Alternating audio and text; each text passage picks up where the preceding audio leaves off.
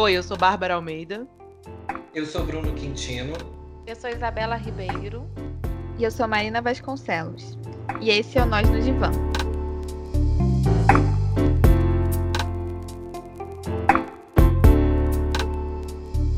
O episódio de hoje traz a pergunta: o que resta no caos? O caos como esse momento de 2020, né? No caos porque ainda estamos nele, ainda estamos em uma pandemia, um ano totalmente diferente do que normalmente nos encontramos nesse final de ano, né? A gente está nesse momento das festas e a gente achou que era importante olhar para 2020, não com uma retrospectiva romantizada, nem pensando só em tudo de ruim, mas simplesmente olhar para esse ano. E aí, gente, eu queria começar com uma pergunta aqui para vocês e para todo mundo que está ouvindo a gente, né? Em que momento que a gente se deu conta do que estava acontecendo em 2020? Olha, Marina, na verdade eu sinto que eu continuo me dando conta disso. Em alguns momentos essa realidade bate mais uma vez, de uma forma mais clara, né? Esse tempo, essa incerteza, né? Os acontecimentos vão fazendo com que essa ficha vá caindo. Mas tiveram 2 momentos marcantes para mim. O primeiro foi, na questão do atendimento, né, quando eu tive que realizar o atendimento seguindo esses protocolos, de máscara, distanciamento, reduzir os atendimentos, a questão da higienização da sala. Foi um momento muito marcante para mim, assim, quando isso bateu realmente, né, essa realidade. E no segundo momento é porque eu ainda estava no puerpério, então, meu filho com 4 meses, e eu tendo que me restringir a dar algumas voltas com ele na garagem do meu prédio, que era um espaço aberto, e eu saía muito cedo, logo que o dia amanhecia, para dar uma voltinha com ele, tomar um sol, né, sabia que não tinha ninguém transitando ali naquele horário, ver que ele não poderia também transitar ali com pessoas e começar já a conhecer o mundo. Foi um momento bastante difícil para mim, assim, que bateu novamente essa realidade da pandemia e do isolamento. Eu também me percebo ainda dando conta, entrando em contato com essa realidade. Tem momentos que parece que esse real se torna mais forte, mais presente. Mas eu também, assim, uma cena que me marcou muito foi assim que instalou, né, a quarentena. Eu morava numa cidade e aí eu decidi vir para perto da minha família. E aí, enquanto eu estava indo para a rodoviária para pegar ônibus e tal, estava tudo deserto, assim, não tinha ninguém. E eu e Marina, a gente tinha chegado de Salvador, tinha umas 3 semanas, um mês no máximo. E aí eu olhava para aquele deserto e, gente, mas há um mês atrás eu estava lá em Salvador. O que aconteceu que agora está assim? E estava, né? E depois no atendimento, eu tenho atendido somente online, mas em alguns casos, em alguns momentos, eu considerei que seria importante esse encontro presencial e aí atender com esse distanciamento, máscara, janela aberta, álcool em gel, tudo isso. Foi muito, muito diferente. Mas, ao mesmo tempo, vem esse pensamento de que é isso que é possível nesse momento. Eu também elenco aí 2 questões que para mim foram impactantes ao longo desse 2020, sobretudo a pandemia, né? Primeiro, num primeiro momento que a gente via somente os profissionais da saúde, né? Sobretudo os médicos usando obrigatoriamente as máscaras para atender no hospital.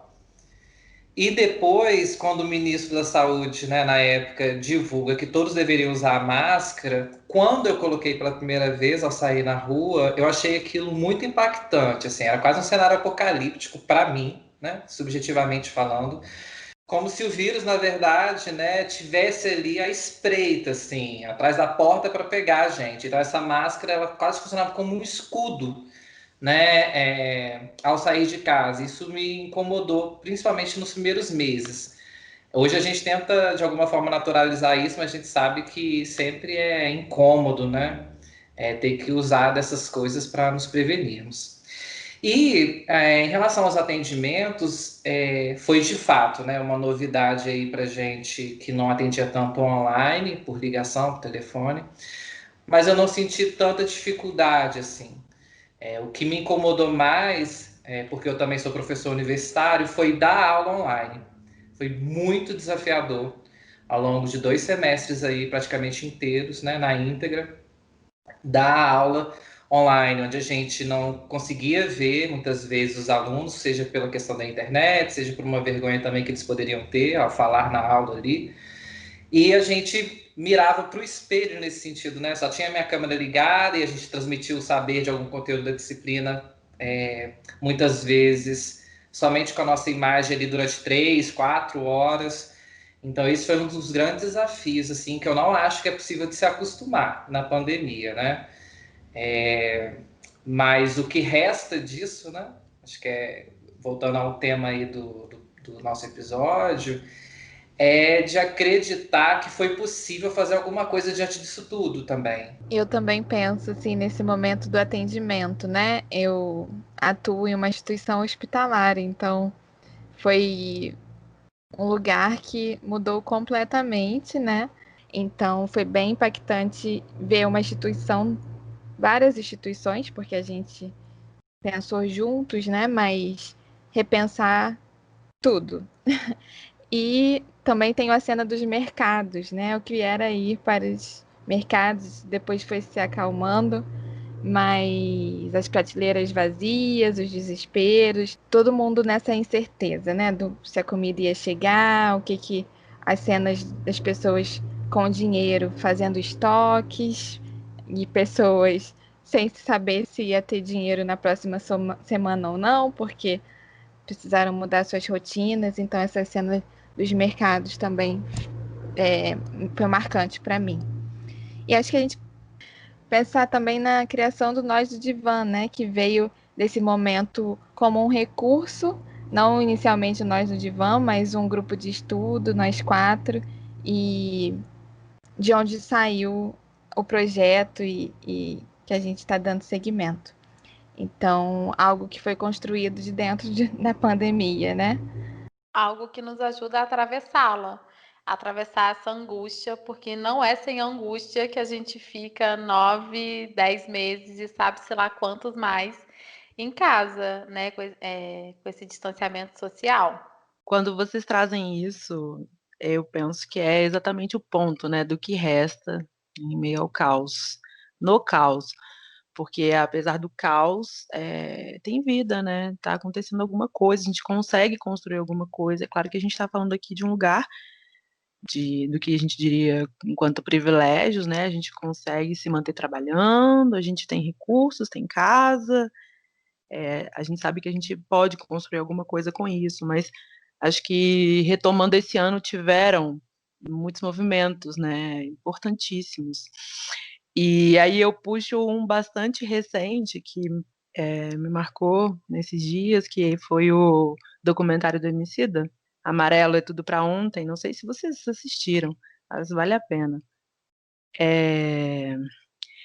E ele traz, né, durante esse documentário, um ditado iorubá, que é o seguinte: Exu matou um pássaro ontem com uma pedra que só jogou hoje.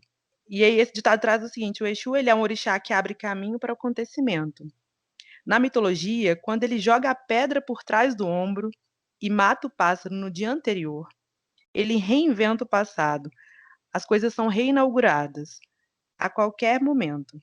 E é exatamente a partir desse mito que eu pensei em falar sobre esse resto, né? Porque aí o Emicida traz no documentário que chama Tudo Pra Ontem, né? Em que tudo é pra ontem, tem realmente o sentido de reinaugurar, de reescrever uma história. No caso do documentário, é reescrever a história da população negra, né? Que construiu esse país à base de sangue e violência, continua aí tentando retomar esse lugar, né? Que é deles. E nesse ano teve um acontecimento importante, que foi o movimento do Vidas Negras Importam, né, que veio aí também aquecido pelas manifestações do Black Lives Matter, mas que rebatendo, né, essa violência, essa truculência e retomando um lugar importantíssimo de discussão sobre a questão de raça, gênero, classe, né, e acho que foi um movimento que, para mim, mexeu muito comigo, porque a gente sabe também, inclusive, que a população negra e a população pobre tem sido muito afetada pela pandemia, né, com a ausência de recursos. Eu acho que isso é uma coisa que é um acontecimento em meio a esse caos. Esse documentário do Emicida é belíssimo. É uma aula. Fica aí a dica para quem ainda não assistiu. E acho que dá para a gente pensar assim, um pouco de algo que a gente já disse, né? De como que a arte nos ajuda a passar por isso tudo. E aí tem muita coisa importante acontecendo, né? Tem a Emicida, a Linda Quebrada e tantas outras pessoas fazendo tanta coisa legal, dando verdadeiras aulas aí que a gente consegue acessar, né? Isso que você fala, Bárbara, desse privilégio, né? De estar trabalhando, de estar em casa. E aí depois você fala aí outras coisas. É muito cruel a gente pensar que estar em casa no momento de pandemia é um privilégio. Isso deveria ser um direito de todos. E aí aqui no Brasil isso virou uma guerra política muito forte e onde o pobre acaba sempre perdendo. A duras penas aí se aprovaram esse auxílio emergencial, que no final foi um valor de R$300, que o que a pessoa compra com R$300, e sem trabalho, sem educação, sem uma série de coisas. E, ao mesmo tempo, que a gente consegue ver as iniciativas muito importantes e que ajudam a ter ali alguma luz no fim do túnel. O MST doou centenas de toneladas de alimentos Brasil afora, em vários lugares. E é um movimento que tantas vezes é criminalizado até, mas que na hora da pandemia, onde os mercados estão colocando aí, sei lá, 5 quilos de arroz a R$30, eles estão doando. E acho que esse deveria ser o momento da gente pensar esses movimentos que na hora, no cenário de pandemia, na hora que alguma coisa acontece, são eles que fazem, que se movimentam, né? Acho que dá até para brincar com isso. O movimento que se movimenta, você falou aí de Exu, que é o orixá do movimento, é isso, né? Tem algo aí que precisa acontecer. Não dá para a gente ficar tão passivos, não sei, só vendo uma série de atrocidades e não fazer nada diante disso. Escutando falar sobre isso, Isabela, me fez lembrar um pouco também de certos movimentos aí da classe artística, como os grandes cantores aí do Brasil fazendo live, promovendo, né, essas doações para o público, né, um show que poderia ser assistido por muita gente, isso tendo como reverberação um cuidado também social no meio tão desolador que a gente tem vivido, que é a pandemia. Outra coisa também que me fez lembrar foi certas redes, né, de profissionais, aí, sobretudo também na psicologia, onde muitos profissionais da nossa área fizeram um trabalho conjunto em atender pacientes que estavam hospitalizados, equipes médicas, equipes multiprofissionais, sobre esse estresse, sobre os desafios que está sendo, né, atender também essa população na pandemia. Eu acho que uma consideração importante quando a Isabela fala sobre movimento, né, um movimento que movimenta, você trouxe também a questão da angústia, né, Isabela, no início do podcast. E eu acho que esse o pulo, né? No momento em que a angústia pode ser algo que movimenta, que produz movimento, não uma angústia que paralisa, né? Como muitas vezes acontece, de a pessoa tá assim, não tem o que fazer, tá tudo, né? É o caos instaurado e é isso, e você se afunda nele, né? E se afunda na angústia. Então, eu acho que poder produzir, construir movimento com essa angústia que não é fácil, mas é um trabalho aí, né? Investimento de energia mesmo, mas é importantíssimo, né? O que a gente vê que tem uma galera tentando fazer e inclusive a solidariedade de um poder puxar o outro, né? Outro dia eu li o texto da transitoriedade, né? E Freud, nesse momento da guerra, que ele escreve esse texto, num momento um pouco tentando olhar de uma forma otimista para isso, né? Ele fala sobre perceber que a guerra destruiu muita coisa, né? Trouxe fragilidade para coisas que a gente que eles, né, naquele momento consideravam coisas sólidas, mas ele termina um pouco otimista, assim, pensando que talvez isso possa ser reconstruído em terreno mais firme, né? Mais firme do que era, mais firme, mais duradouro do que era antes da guerra. Acho que isso, quando eu li, me fez pensar na pandemia, assim, de que algumas coisas estão sendo reconstruídas e é o que a gente também consegue pensar para o futuro, né? Assim, também tendo esse ímpeto aí otimista, sem romantizar. Acho que comecei falando disso porque é muito fácil cair nisso do vamos olhar para o lado positivo, né? Então a gente tem que fugir desse discurso, mas de algo está sendo movimentado, construído e talvez de uma forma duradoura e importante, né? Quando você fala isso, Marina, é dessa positividade como dizem, positividade tóxica, né? Como os memes trazem. Penso muito nessas festas de final de ano. Acho que tem aparecido muito na clínica, imagino que para vocês também, não sei, vocês digam. As pessoas com essa angústia, inclusive do Natal, Ano Novo, como é que vai ser? Estão longe da família, não podem se reunir. E a angústia do que pode ser feito diante disso, né? Assim, algumas pessoas estão dizendo, não quero saber, vou dormir, apagar que isso existe. Mas outras têm conseguido construir alguma outra coisa, né? Se vai fazer ceia virtual, ou se vai comemorar distante ali com o vizinho na porta e o outro na outra porta, enfim, sei lá, cada um tá inventando uma solução aí, vai fazer com os amigos que moram junto. E aí eu trago uma outra passagem do Emicida, que é de uma música dele, que é Tudo Pra Ontem, que ele canta com o Gilberto Gil, e que ele fala, é só na escuridão que se percebe os vagalumes. E muitas vezes, claro, a gente não romantiza aqui a questão da pandemia, né? Tem sido muito triste e em alguns momentos um pouco caótico, mas olhando, né, no contexto particular, né, singular de cada um que aparece no consultório, tem alguma coisa que é uma certeza aí que se constrói e que é frágil, e nesse momento da pandemia do isolamento, isso meio que perde um pouco o sentido, né? Então é quando esses sujeitos podem construir um novo sentido, e um novo sentido para as reuniões de família, um novo sentido para a vida, enfim, mais uma vez sem romantizar. Vários rituais foram sendo repensados, né? Quem aqui não participou de algum aniversário ou casamentos, a gente tem isso de conseguir. A gente usou a tecnologia, está usando a tecnologia e essa criatividade possível, né? Mais uma vez, pensando em como nós no Divã está sendo importante para que a gente possa atravessar isso. Nós fizemos faculdade juntos e aí depois cada um foi seguindo ali o seu caminho e a gente está se encontrando semanalmente, às vezes mais de uma vez por semana, e a gente ainda não se viu presencialmente. Fica aí esse desejo e essa aposta que em breve a gente consiga fazer isso. E apesar das dificuldades do online, do cansaço do online, porque é muito cansativo ficar numa tela o dia inteiro, como que está sendo importante esse espaço, esse recurso? Ainda bem que a gente pode lançar mão dessas tecnologias, desses encontros, que sejam virtuais. E mesmo virtuais não perdem a beleza, né, Isabela? Acho que para a gente poder, de alguma forma, tentar finalizar essa discussão, a gente retoma aí nesse texto que a Marina comentou sobre a transitoriedade.